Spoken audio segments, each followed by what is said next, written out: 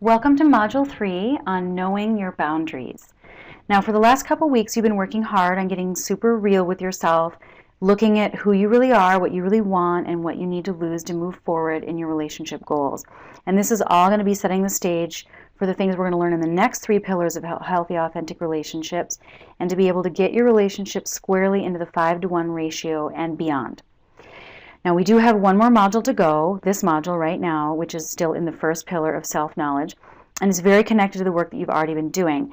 And I look at this as a perfect way of closing up the work that you've been doing, because it's like in therapy when you have to take things apart first before you put them back together in a new way. And the putting together part is a way of building an intact self that has its own boundaries and can hold its own and be a solid foundation for more interactive aspects of your relationships, especially your partner. So first, before we get into what boundaries are and how to set them, let's just review what we did last week. We looked at the importance of limiting beliefs. We talked about how you can tell they're operating in your life, how to change them permanently. You went through a video on the 7-step process for change to rewrite limiting beliefs. Hopefully you also had a look at the video on self-muscle testing, and you looked at some belief statements. So using this change process is something that you can do throughout the whole course. You can continue to use the limiting beliefs steps throughout your life, actually. So if any time during this course you feel like something else is coming up that's getting in the way of doing this work or making some changes, just go back through that process and come up with some more affirming beliefs that will support you. And that's going to help you a lot going forward here. So moving on to boundaries. Now, what exactly are boundaries? Now, this seems pretty obvious, but I just want to get really specific so we know exactly what I mean when I talk about boundaries. Literally, boundaries are where we end and others begin. It's the line between yourself and other people. It's what we can handle or tolerate. So it's the point at which you won't do something, where you won't allow something. You can't accept something, tolerate it, or participate in it. It's the point of stopping and respecting your limits.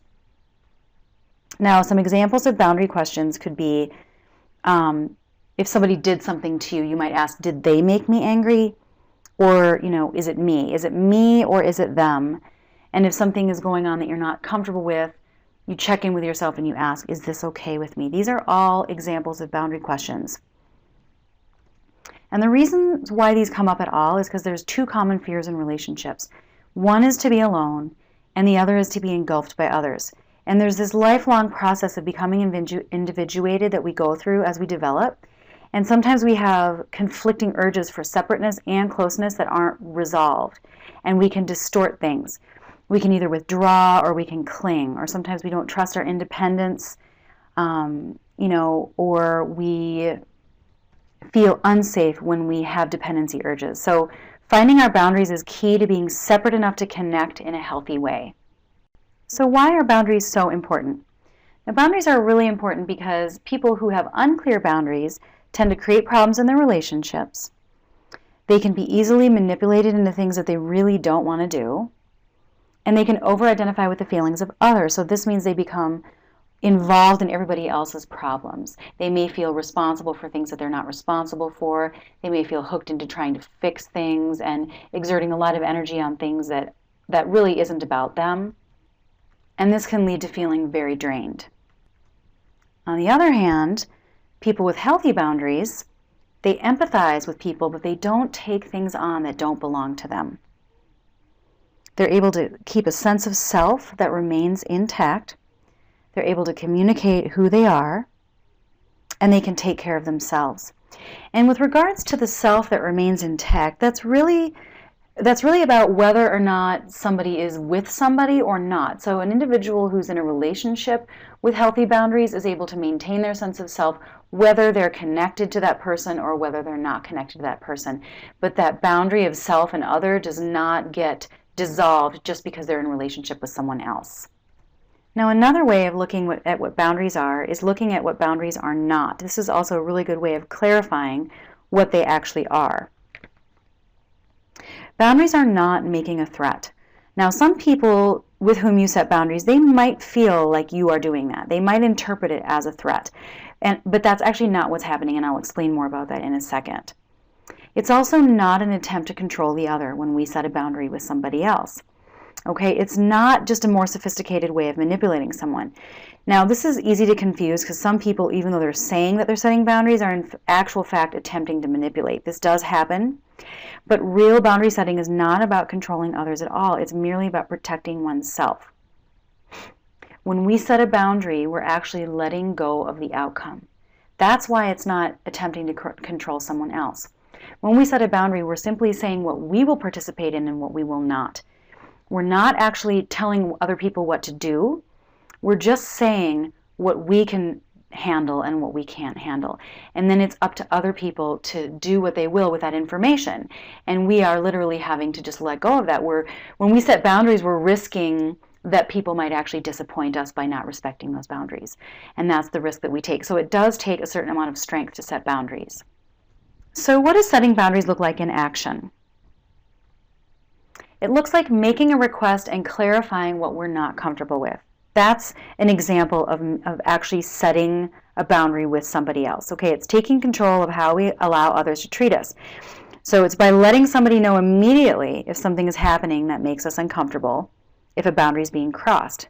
That would be an example. It's also taking responsibility for our life and for our own selves. So this is no longer being a victim. Nobody does anything to us anymore. We're actually teaching people how to treat us when we set boundaries. Clearly communicating what the consequences will be if the other person continues to treat us in an unacceptable manner. This is where people start to think, oh, you're making a threat or you're giving me an ultimatum. Really, we're just letting people know. Like if somebody's constantly late for dinner and we're left stuck waiting for them in the restaurant, we might just say, you know, if you're not on time, I'll leave after 10 minutes. Or from now on, I need you to call me when you're on your way to the restaurant and I won't leave until I get that message. Something like that. Like I won't just be sitting there waiting for you unless I get that phone call. That's communicating what you will do if your boundary is not respected. Setting boundaries is also always remembering our choices. Now, we may want the other person to change their behavior, and we will hope that they will. So it's not like we don't have wishes for that, but we need to own all of our choices in order to empower ourselves to take responsibility for our lives and stop letting other people sort of dictate how we're going to be responding. So how do we actually do this? Now that we've looked at the theory of boundaries, how do you actually have good boundaries? First is to recognize your feelings. This is absolutely key because our feelings are going to tell us what's okay for us and what's not okay. They're going to point us in the right direction, and we really have to tune into those and listen to them and not dismiss them. So there are symptoms of fear, anger, and sadness in particular that if you become familiar with in your body will be really big clues that your boundaries may be violated or that you haven't clearly identified what's okay with you and what's not okay with you. And in the assignment, you'll be looking over the sheet of these different symptoms. So I'm not going to get into the specifics of them here, but just make sure you do familiarize yourself with those physical symptoms of fear, anger, and sadness, and that will guide you into setting good boundaries. Also, notice when you're trying to be something, like if you're trying to be nice, for example, this means you're not feeling nice. So just notice that, this is telling you how you feel, honor it. There's a reason why, you're feeling not nice, even if it's not based on anything real in the moment, but you still have to be aware of it. Do you need to take a break? Do you need to disengage? Do you need to release that attempt and just embrace where you're at right now? That's up to you, but at least if you're noticing when you're making an attempt to be something that you're not feeling that way. Accept all emotions without judgment. Now, this is a really big piece of it, too, because I'm saying you got to look at your emotions and you have to honor them. But sometimes this is very difficult. We like to judge ourselves. So instead, if something crops up, just observe it. Like, oh, look, there's my fear coming up again. Or there's my rage. You may have feelings, but they don't have to have you. Try to separate yourself a little bit from them and be the observer of those feelings without judgment. Feel your feelings without thinking the thoughts. Now, this is such an important thing that I want to make really clear.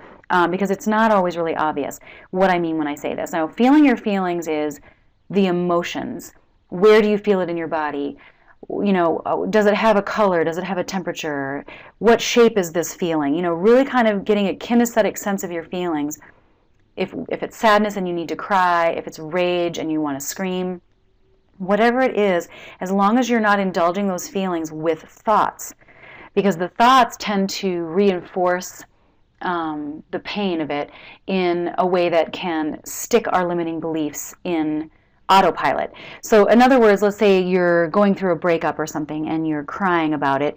That's fine, you're grieving the loss of a relationship, but if you are reinforcing those feelings with the thoughts of, I'll never find anybody, or this is what always happens to me, that feeds the pain, that feeds the feelings. You don't want to feed or fuel the feelings with the thoughts. You want to just allow the feelings to come and go. You also want to admit to yourself where your personal lines are. So if you feel that something is too much for you, it just is. Embrace what you need.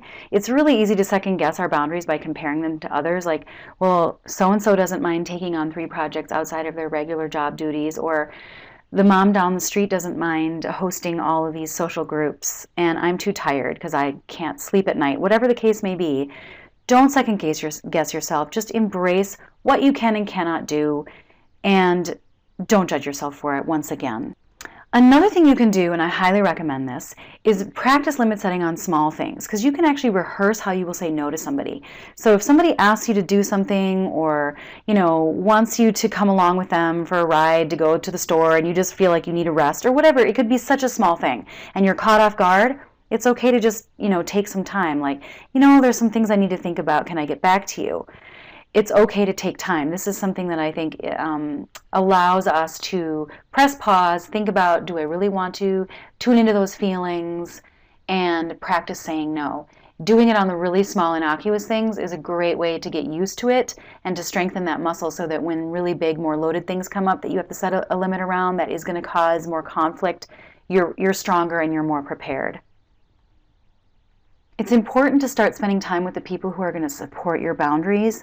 There's always going to be people who support your efforts to make these changes in your life, and then there's going to be people who are going to behave in ways based on old expectations. They might not like it.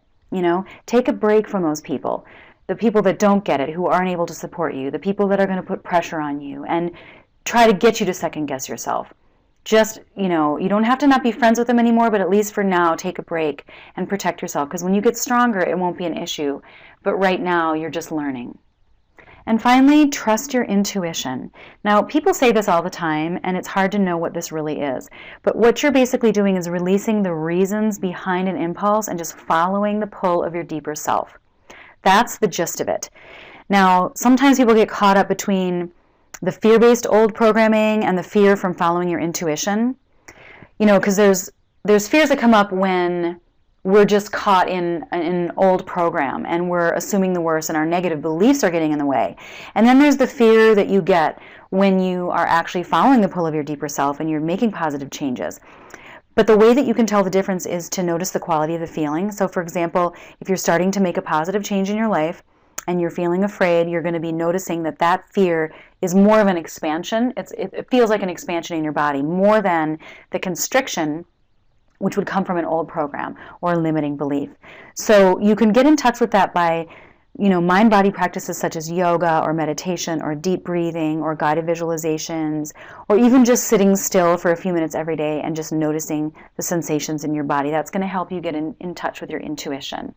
Now, the releasing the old programming that you did last module is really going to help you out here, because intuition comes from the present, not the past. And so that's really important. If you feel like there's limiting beliefs in the way as you go through the exercises for this week's module, go ahead and follow that 7-step process again and address those limiting beliefs before you move forward. So those are the 8 ways to keep healthy boundaries. And if you can do all of those things to be more aware of them, and that in combination with all the work you've been doing, getting to know yourself and changing your limiting beliefs, you will create amazing radical shifts for you. I can guarantee it. Now, this doesn't mean that your partner or your family will like it right away necessarily, although they might love it. But this isn't about getting approval. This is about being true to who you really are, seeing how it all shakes out, and being patient with yourself. And also be patient with others who are getting used to any changes that you might be making. This process is going to take faith, self-love, patience, and perseverance. Just keep up the fantastic work. Be sure to check out the assignments video where I explain the exercises you're going to be doing this week to reinforce this material. And be sure to bring your questions to the Facebook group and the coaching call. Good luck to you, and I look forward to seeing you in Module 4.